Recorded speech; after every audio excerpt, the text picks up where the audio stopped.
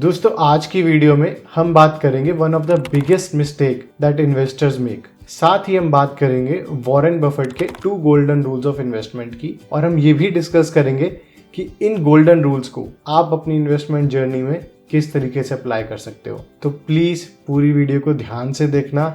This video can very well change your entire perspective about investment. But video में आगे बढ़ने से पहले I want you to answer a very small question, that what is your purpose और your goal behind your investments. I am repeating, what is your purpose और your goal behind your investments. आप जो भी investment कर रहे हो उसके पीछे क्या पर्पस है। क्या आप फाइनेंशियल फ्रीडम अचीव करना चाहते हो, या आप कोई एसेट खरीदना चाहते हो जैसे कि घर, या बच्चों की एजुकेशन के लिए कर रहे हो, या अपनी रिटायरमेंट प्लानिंग के लिए कर रहे हो, या you are simply investing to get some extra return on your money and protect it against inflation. Whatever the reason, please do mention it in the comment section. या हो सके तो प्लीज़ उसका एक छोटा सा नोट भी बना लेना और अपनी दीवार पे भी चिपका देना। आप जब भी कोई इन्वेस्टमेंट करो प्लीज़ उसे एक बार ज़रूर रीड कर लेना। चांसेस हैं the mistake that we are going to talk about आप वो सेम मिस्टेक नहीं करोगे। अगर हम इंडिया के one of the most famous investor Pulak Prasad की बात करें तो वो अपनी book what I learned about investing from Darwin में कहते हैं कि कोई भी इन्वेस्टर अपनी इन्वेस्टमेंट जर्नी में 2 मिस्टेक्स कर सकता है। पहली मिस्टेक है ऐसे स्टॉक्स में इन्वेस्ट करना जो आपको नेगेटिव रिटर्न्स दे सकते हैं या लॉस दे सकते हैं, और दूसरी मिस्टेक है ऐसे स्टॉक्स को छोड़ देना जो आपको पॉजिटिव रिटर्न्स दे सकते थे। So mistake number 1 is investing in poor stocks and mistake number 2 is leaving out good stocks। अब आप एक मोमेंट के लिए सोचो कि इन दोनों मिस्टेक में से mistake number 1 and mistake number 2 में से कौन सी मिस्टेक ज़्यादा बड़ी मिस्टेक है। The reason why I am saying this because both of these mistakes they are inversely proportional to one another. इसका मतलब अगर आप बहुत ज़्यादा कोशिश करोगे कि आप मिस्टेक 1 ना करो, दैट इज़ आप कोई भी ऐसे स्टॉक में इन्वेस्ट ना करो जो आपको लॉस दे सके, तो बहुत ज़्यादा पेसिमिस्टिक हो जाओगे। आप ऐसे बहुत सारी इन्वेस्टमेंट अपॉर्चुनिटीज़ छोड़ दोगे जिनमें आपको पॉजिटिव रिटर्न भी मिल सकता था। और इसके ऑपोजिट अगर आप बहुत ज़्यादा ऑप्टिमिस्टिक हो जाओगे, आप ये कोशिश करोगे कि आप कोई भी ऐसे इन्वेस्टमेंट अपॉर्चुनिटी को ना छोड़ो जिसमें आपको अच्छा रिटर्न मिल सके, तो उसके चक्कर में आप बहुत सारे ऐसे स्टॉक्स में भी इन्वेस्ट कर दोगे जो आपको लॉस देंगे। And no matter how much good of an investor you are likely to make both of these mistakes। and यहाँ पे आपको डिसाइड करना है कि आपकी कौन सी मिस्टेक करने की कितनी एपेटाइट है। अगर मैं अपनी इन्वेस्टमेंट जर्नी की बात करूँ तो I started investing at a very early as.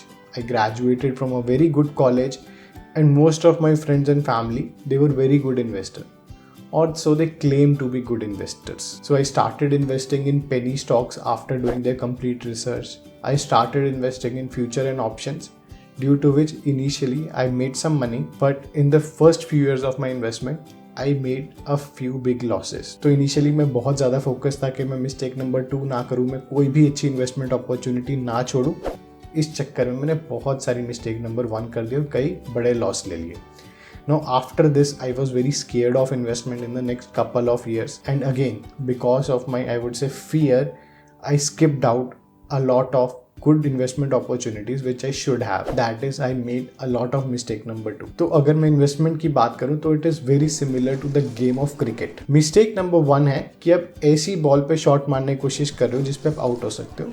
आप छक्का लगाने की कोशिश कर रहे हो बट आप आउट हो जाओगे। और मिस्टेक नंबर 2 है आप ऐसी बॉल को छोड़ रहे हो जिस पे आप आराम से छक्का मार सकते थे, बट क्योंकि आपको डर है कि आप आउट हो जाओगे आप ऐसी डिलीवरीज को भी छोड़ रहे हो। तो वापस आते हैं अपने उसी क्वेश्चन पे कि इनमें से कौन सी मिस्टेक ज़्यादा बड़ी मिस्टेक है। तो सपोज करो आप बैटिंग कर रहे हो, आपके सामने ball I and somehow you know कि इस बॉल पे मेरे छक्का मारने के जो चांसेस हैं वो 70% है और इस पे आउट होने के चांसेस मेरे 30% है। तो क्या ऐसी पोजीशन में आपको वो शॉट खेलना चाहिए? Now it depends on the very individual purpose of investment जो आपने वीडियो की स्टार्टिंग में लिख के रखा था। If your purpose was something like your retirement plan और your child education, then you shouldn't play this shot. But if you are looking to gain some quick money, you can try this shot. But please remember, in most of the cases, it is okay to leave this ball. It is okay to make mistake number 2 and leave out good investment opportunities. क्योंकि हम में से ज़्यादातर लोगों के लिए investment is like test cricket. तो आपके पास आगे भी बहुत सारी डिलीवरीज आएंगी, लेकिन अगर आप यहाँ पे आउट हो गए तो आउट हो गए. Which brings me to Warren Buffett's 2 golden rules about investing.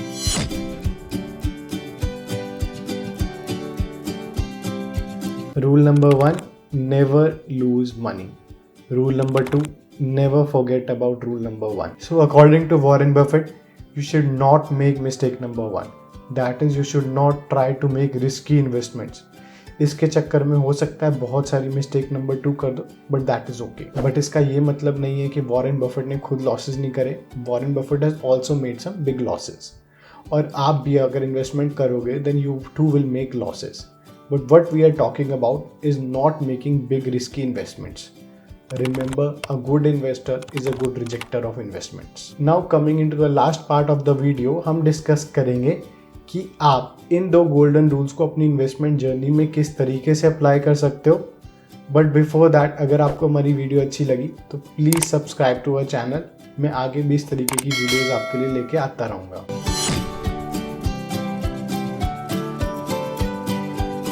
Now coming into the last section of this video, I will share with you my 3-step strategy that I use to make sure कि मैं Warren Buffett के 2 golden rules अपनी investment journey में use करूँ. But please mind it, this strategy is for test match. So if you are trying to play T20 cricket, this might not be a good strategy for you. Step number 1 है invest in a company only if you want to become the permanent owner of that company. इसका मतलब आपको एक company में तभी invest करना है जब आप उसमें लाइफ टाइम इन्वेस्टेड रहना चाहते हो. इसका मतलब आपको उस कंपनी पे इतना भरोसा होना चाहिए कि वो इतने प्रॉफिट जनरेट करेगी, इतना डिविडेंड पे करेगी कि उसके डिविडेंड से ही आपको अपने रिटर्न्स मिल जाएंगे. सपोज करो एक कंपनी की नेट वैल्यू 1 लाख रुपए है और आपने उसमें 1000 रुपये इन्वेस्ट किए हैं. इसका मतलब आपने उस कंपनी का 1% ले लिया और हर साल वो कंपनी 10,000 रुपये जनरेट करती है. मतलब उसका 1% यानी 100 रुपये आपको डिविडेंड मिलेगा. यानी अगले 10 सालों में जो भी आपने पैसा इन्वेस्ट किया है वो आपको वापस मिल जाएगा. So the point I am trying to make, जो आपकी इन्वेस्टमेंट है वो कंपनी के प्रॉफिट या फिर डिविडेंड से ही आ जानी चाहिए. अब बहुत सारे इन्वेस्टमेंट रिलेटेड कोर्सेज होंगे, वीडियोस मिल जाएंगी जो आपको बोलेंगे कि आप जब भी कोई इन्वेस्टमेंट करो आप स्टॉप लॉस लगा के रखो और अपनी प्रॉफिट बुकिंग करो. जैसे आपको प्रॉफिट मिला आप फटाफट उससे बुक करके बाहर निकल जाओ. अब मैं जो आपको कह रहा हूँ उसके एग्जैक्टली ऑपोजिट कह रहा हूँ. मैं कह रहा हूँ कि आपको कभी भी उस बिजनेस से एग्जिट ही नहीं करना. इसके बाद आता है step number 2, that is avoid new markets and trends. अब ये भी बिल्कुल ऑपोजिट एडवाइस है. आपको बहुत सारे लोग बोलेंगे कि आने वाले टाइम में वो EVs का है, वो AI का है, तो इन न्यू टेक्नोलॉजी रिलेटेड कंपनीज में इन्वेस्ट करो. और मैं आपको बोल रहा हूँ नहीं, इसका बिल्कुल ऑपोजिट करो. जो सेक्टर्स ऑलरेडी प्रूवन है जैसे फाइनेंस है, जैसे FMCG है, उनमें इन्वेस्ट करो. अब इसका रीज़न बिल्कुल क्लियर है क्योंकि ये जो नए सेक्टर्स हैं जैसे EV का सेक्टर है उसमें आपको पता नहीं कि इंडिया में कौन सी कंपनी है जो डोमिनेट करेगी. Which company will win the battle. For example, अगर मैं US के 2000 में जो .com बबल बर्स्ट हुआ था मैं उसकी बात करूँ तो उससे पहले और उसके बाद भी US में IT सेक्टर में बहुत सारी कंपनीज आई और उनमें से Amazon और Google ऐसी 2 कंपनीज थी जो स्टिक कर पाई और काफ़ी अच्छा रिटर्न दे पाई. बट आपको ये सोचना है कि हर Amazon और Google के लिए इस तरीके की ऐसी 100 कंपनीज थी जो बंद हुई और हमें नहीं पता कि वो कौन सी Amazon और Google है जो बचेगी. So it is always better to invest in those businesses जिनमें विनर्स ऑलरेडी डिसाइड हो चुके हैं.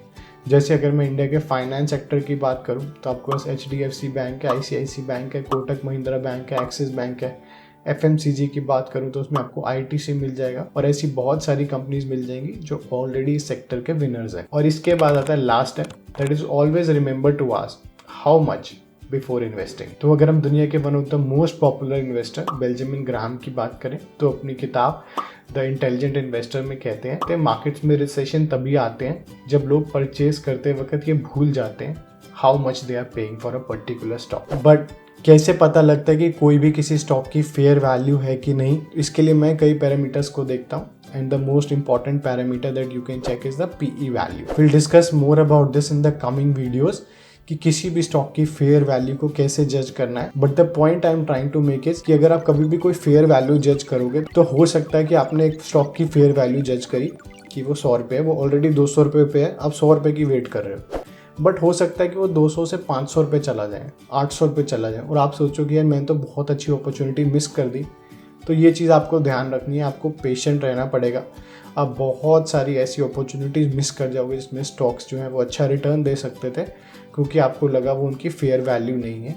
तो यहाँ पे आपको पेशेंस रखनी पड़ेगी। So the major crux that we are talking about in the 3 points is that you should invest in companies that are already market leaders in a given sector at a very fair price, like you want to become their permanent owners. With this, I mark the end of this video. अगर आपका कोई भी doubt है तो please उसे comment section में ज़रूर mention करना। अगर आप बहुत ही कम रिस्क पे इन्वेस्टमेंट करना चाहते हो, then one of the most popular way also recommended by Warren Buffett is to invest in index funds. मैं अपनी अगली वीडियो में इंडिया के one of the most popular index fund का कंप्लीट एनालिसिस करने वाला हूँ, तो प्लीज़ ये नेक्स्ट वीडियो भी ज़रूर देखना।